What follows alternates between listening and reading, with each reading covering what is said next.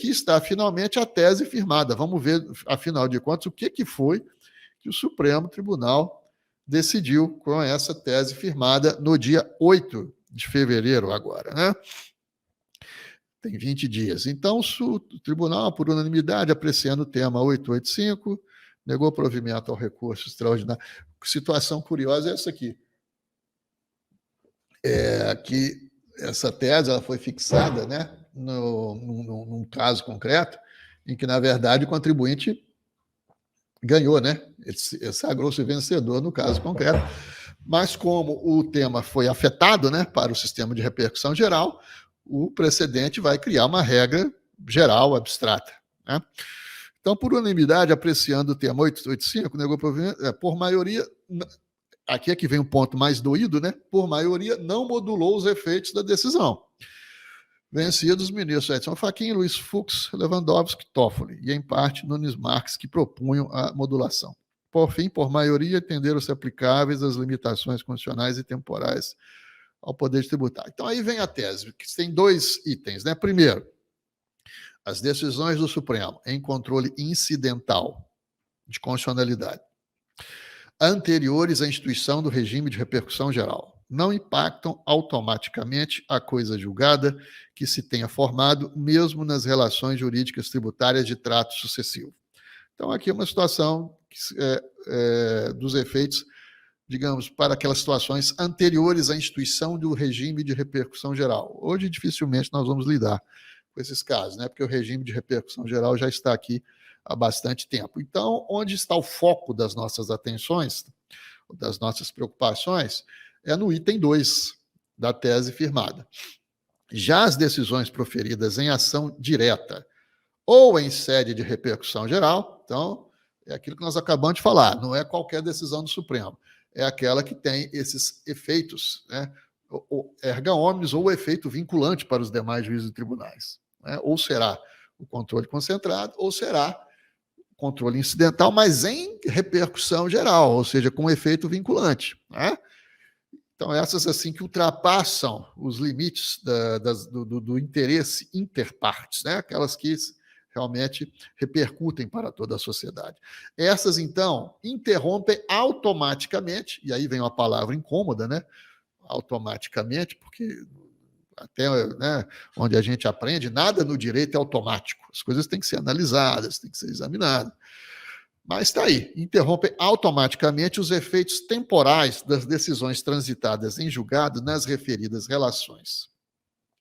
Então, a coisa julgada da ação individual fica automaticamente interrompida, né? Perde-se os efeitos.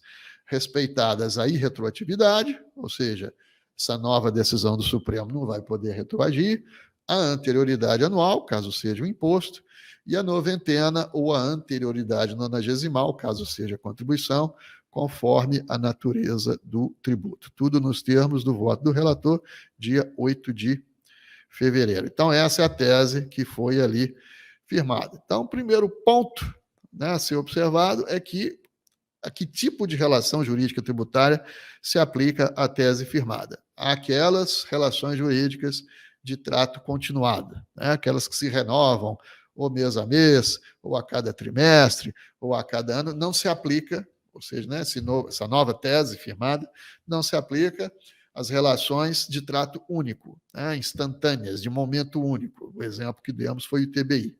Né? O imposto que se paga uma única vez em razão daquela relação jurídica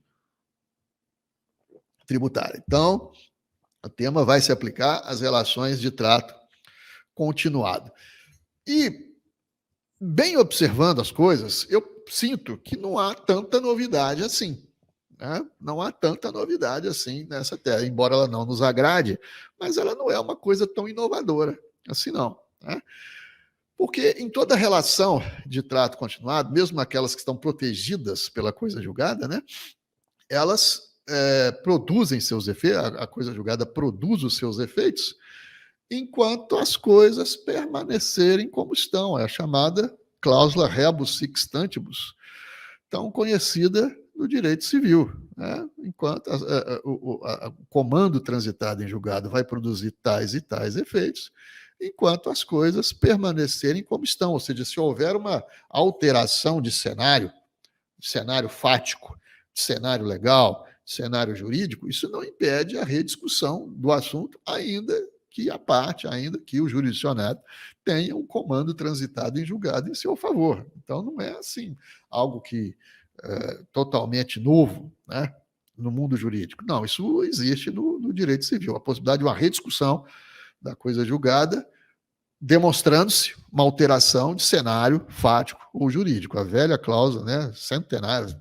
de séculos aí, talvez milênios, do lado do direito romano, né, cláusula rebus sic stantibus.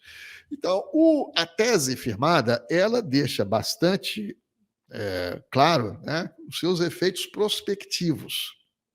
Ou seja, daqui para o futuro, se houver novo comando decisional, seja no controle concentrado, seja em repercussão geral, será aplicado daí para frente. Né? A coisa julgada que o contribuinte tem em seu favor fica protegida, fica preservada enquanto ela durar, né? Enquanto ela vigorar. É mais ou menos a situação como o direito, é mais ou menos a situação do direito em face da lei. Se eu tenho, por exemplo, se há um direito, se eu tenho um determinado direito em face de determinada lei, digamos, dando um exemplo aí, andar de ônibus gratuitamente em razão da idade de 65 anos em diante, etc. e tal. Né? Então, está sendo exercido um direito em face de uma lei que o assegura, tal. O idoso andou de ônibus sem comprar passagem, etc. e tal. Se essa lei vem a ser revogada, pronto, o direito não existe mais. O idoso vai ter que pagar a passagem. Dali para frente, dali em diante. Né? Mas não, ninguém vai cobrar dele, né, as passagens do período em que ele esteve amparado pela lei. Ou seja, da mesma forma, né, o comando decisional, o novo comando decisional do Supremo, no controle concentrado ou na repercussão geral, não vai retroagir para cobrar tributo daquele período em que o contribuinte esteve protegido pela coisa julgada. Né? Nós tivemos aí um exemplo recente que gerou aí bastante problema, que é o terço de férias gozadas, não é o terço de férias, não é aquele das férias indenizadas e tal. Mas o terço de férias gozadas em que o STJ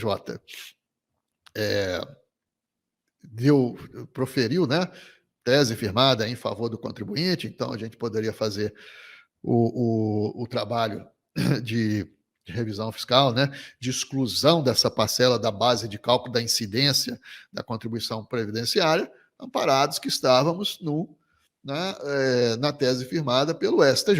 Né? Ocorre que a matéria posteriormente foi ao Supremo Tribunal Federal e o Supremo disse não, essa parcela está incluída na base de cálculo, sim. Né? Está incluída na base de cálculo, então tem que pagar o tributo.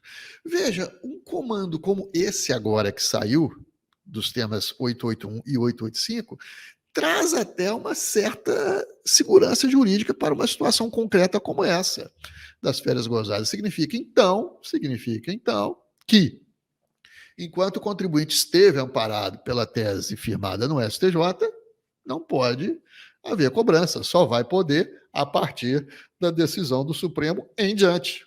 Mas aquele período em que ele fez uma revisão, talvez administrativa, né, porque se sentiu seguro com a tese firmada no STJ, não vai poder haver uma retroação, uma cobrança para trás do período em que ele esteve apoiado pela tese firmada no STJ. Então, esse aspecto dos efeitos prospectivos é um aspecto muito importante, um aspecto muito relevante e que desmente essa falácia que a imprensa trouxe. Está retroagindo, tá?